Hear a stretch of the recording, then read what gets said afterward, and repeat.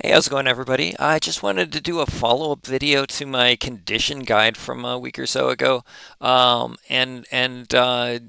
This is more of a cautionary tale to TCG sellers to pay real close attention to your cards when you're selling them. As you can see in my feedback here, I've recently received a negative feedback here on an order. He ordered four near mint cards, and three of them were sent out in expecting condition, and one was sent out with a split corner and marks on the front and back, and an indentation on the card. And let me go ahead and give an example of what I assume happened there. I was going through. I had basically a few hundred cards in my collection that were playable things that were already sorted into penny sleeves as play sets, and have been that way for decades now.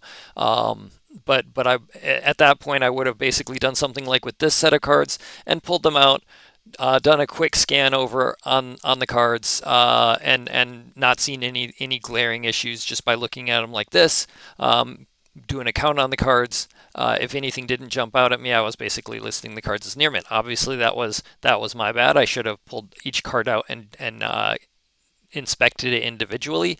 As you can see, this is another example. When I went back through some of the cards that I went at that time, and and found this example where the exact same thing happened, or could have happened. I've since reconditioned one of the cards in this set. I'm going to go ahead and switch over to my other thing that gets better quality images here. So you can see here, these are the cards. Not seeing anything that jumps out at me without doing a full inspection, but in this example, I have three cards that when done a full inspection, are perfectly near mint. They're fine quality cards. Going to keep those as near mint.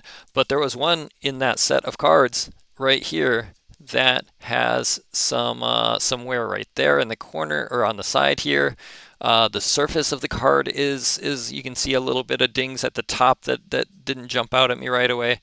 You can see on the back, you can see some playware on the lower corner down here, um, and maybe a little bit at the top. And also, whenever you're visually looking at this card closely, I can also see that the surface on it doesn't really come through the camera, but the surface on it is definitely not what I would consider near mint. So that's something that can easily happen. Without doing a full inspection on the cards. I've done a lot better of a job lately of inspecting the cards. I still stand by my last video as far as what I consider to be near mint, what I consider to be LP. I haven't changed that assessment at all. The real issue was just not going through play sets of cards and verifying the condition independently. So in this scenario, I had sent off a set of cards that on first inspection, on first glance, looked fine, but without actually inspecting the cards, one of them was definitely not in near mint condition, and I got a negative review for that. I've also got, you can see here, a neutral review. This was for three cards that were sent out. The user, those particular three cards, I took a pretty close look at. They were for my playset. That he bought three of the four of my Green Sun Zeniths, and I explicitly went and sought those cards out when they were unbanned and listed those. Those ones I actually would have thought passed the near mint to me. They were not in bad condition. They were in perfectly fine condition. But apparently this end user, spending $45 a card on cards, was expecting something pack fresh. And maybe was a little disappointed in what he got. I obviously can't do a whole lot about that at this point.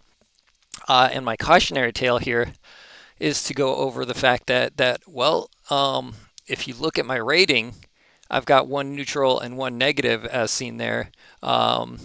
And the rating that shows up on the site, one thing I didn't realize is based on, I don't know if that's based on 30 days or 90 days, or 365. I don't know how many days back the rating is showing.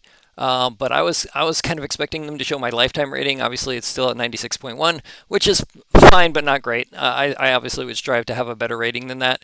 But the one that's showing up on the site currently is at an 89.5, and right after those orders came in, since I've only had, I think I had about 15 orders counted at that point, and it dropped my rating down overnight from 100% to 80, like an 84%.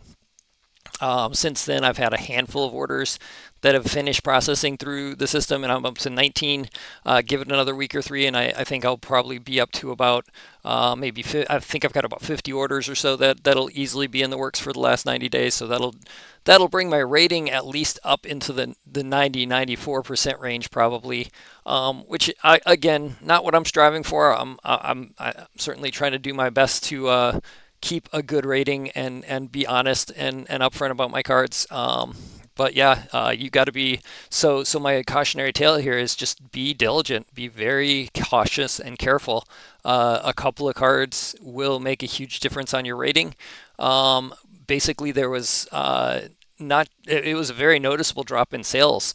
If you guys are paying attention to my daily, hey, what did I sell today videos, I haven't listed any in the last 2 days because I've sold literally one card in the last 3 days at this point, which is when those ratings went into effect. Prior to that, I was easily getting four or so orders a day on average, and now in the last 3 days, I've literally gotten one order, and that's with hitting level 4 seller rating. And it's just a matter of my feedback is in strife right now. So we'll see. I'll try and keep you guys up to date. See what happens when more of my pending orders finish going through the system. I don't know if I can. I don't want to flip around on the site here. I don't want to accidentally flash. I'm being careful to hide the names of anybody who's placed orders here, so I don't want to flip around the site while you guys are viewing that. Here, let me go ahead and do this. I'll go ahead and put you guys back up to full screen on the video, and we'll hide the capture display, and then I'll take a look around and see if there's anything else we can glean here. If I look at my pending payments, I'm showing there's 36 orders pending that have all gone through the system, but aren't showing up in inventory yet, or aren't showing up in payments yet. So basically, once those 36 orders process over the next few weeks, obviously I'm expecting that they're all going to be in good standing, and we'll have a rating going back up into at least the 90s. I don't know how long it'll take before those bad reviews that I've got will fall out of the system altogether to not show up as my current rating. But in the meantime, yeah, I just wanted to let you guys know, be really cautious with your grading, because a couple of bad reviews will kill your orders. So that's something I've just found out, and firsthand can let you guys know. In any case, I'm going to keep chugging along, getting things inventoried. We'll see how the orders keep flowing in the future, and we'll catch you on the next one. Hopefully you guys can learn from my mistakes, and go ahead and like and subscribe if you like this content, and I will keep it up.